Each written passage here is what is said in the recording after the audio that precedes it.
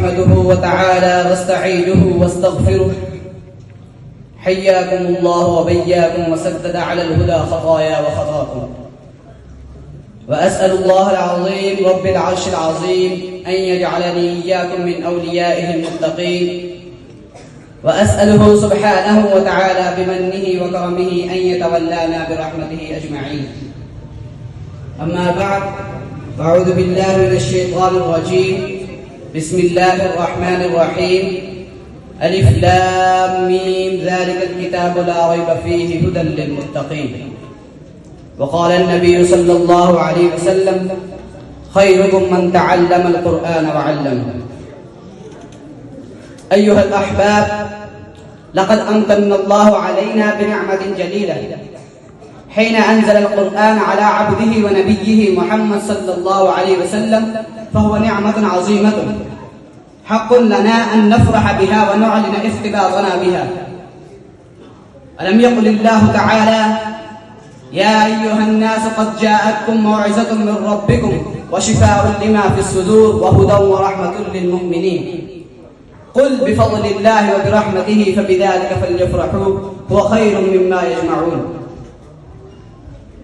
هذا هو كتاب الله تكفل الله بحفاظته ولم يكل إلى ملك أو نبي. قال الله تعالى: إنا نحن نزلنا الذكر وإنا له لحافظون.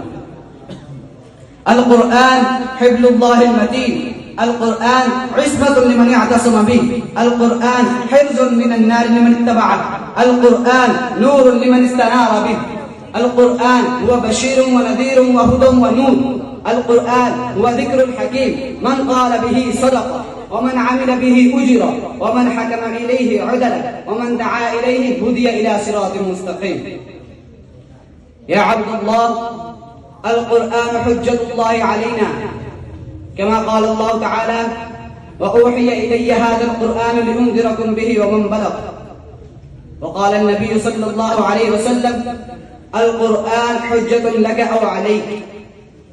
فلنرجع إلى كتاب ربنا ولنتأمله ولنتدبره.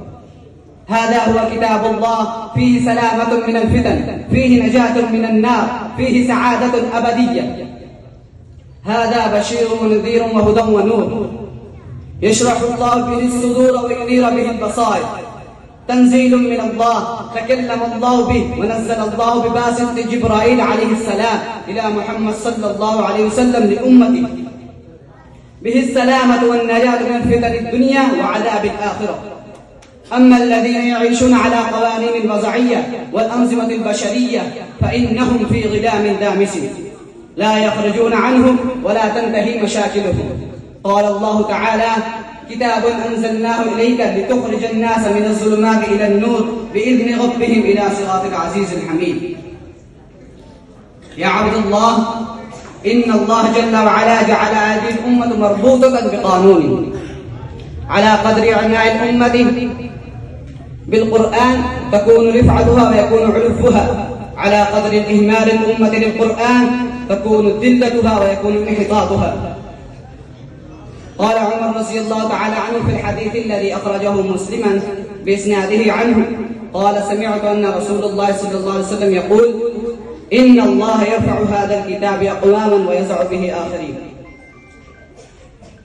يا أيها الأحباب، علينا أن نشجع أبناءنا وبناتنا على حفظ القرآن ونرغبهم ذلك شد الترغيب، لأن لحافظ القرآن عند الله منزلة عظيمة. يقال لصاحب القرآن يوم القيامة: اقرأ وارتقي، رتل كما كنت ترتل في الدنيا، فإن منزلتك عند آخر آية تقرأ. وأخيرا، أسأل الله أن ينفر قلوبنا بالقرآن ويرفعنا بالقرآن في الدنيا والآخرة، فإنك سميع مجيب الدعاء. مع السلامة.